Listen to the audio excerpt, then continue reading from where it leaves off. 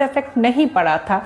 But what is going on, ये जो US, Iran और इसराइल की जो वॉर है ना, मेन इफेक्ट इसलिए पड़ रही है क्यों कि मिडल ईस्ट पूरे वर्ल्ड के जो फ्यूल सिस्टम है, जो एलपीजी है, वो वहीं से होके आता है।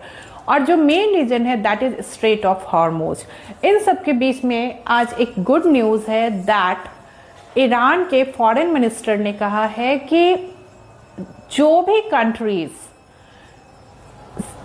इससे अफेक्टेड होंगे, जैसे कि वही कंट्रीज से अफेक्टेड होंगे जो इस वॉर में हैं, जैसे यूएस, इजराइल और जो उनके फ्रेंड हैं, बस उस कंट्री को ही स्ट्रेट ऑफ हॉर्मुज से उनके शिप्स को नहीं जाने दिया जाएगा। रेस्ट जो भी कंट्रीज हैं सबकी सप्लाई कंटिन्यू रहेगी, उनके लिए उस रास्ते को फ्रीडम मिल रही है। So this is good news for India also, but this is not an easy task at all. Instead of that, अभी देखा जाए तो एलपीजी से लोडेड जो एक शिप है वो कांडला पोर्ट पे आ चुकी है।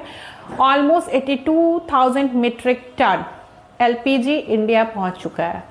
बट स्ट्रेट ऑफ हॉर्मुज का बहुत ही एक इम्पॉर्टेंट इसमें हाथ है, जो हाथ नहीं है, main concern strait of Hormuz ही है, क्योंकि वो ईरान के कंट्रोल में है और ईरान वहां से किसी को होके जाने नहीं देता। उसने समुद्र के नीचे बारूदी सुरंग बैठा रखा है, कोई भी जाएगा, अगर ईरान चाहेगा तो वो जा सकता है, नहीं चाहेगा तो नहीं जा सकता है। एक मोस्ट इंपॉर्टेंट रीजन है, दुबई पे बहुत ज्यादा बॉम्बार्डिंग हो रही है। But why only Dubai? Middle east में बहुत सारी कंट्रीज हैं, लेकिन वाई दुबई? दुबई एक तो टूरिज्म के लिए बहुत ही फेमस है, वहां पे हर साल बहुत सारे टूरिस्ट जाते हैं। मेन टूरिस्ट पेट्रोलियम तो है ही, टूरिज्म से उसका बहुत ज्यादा पैसा आता है।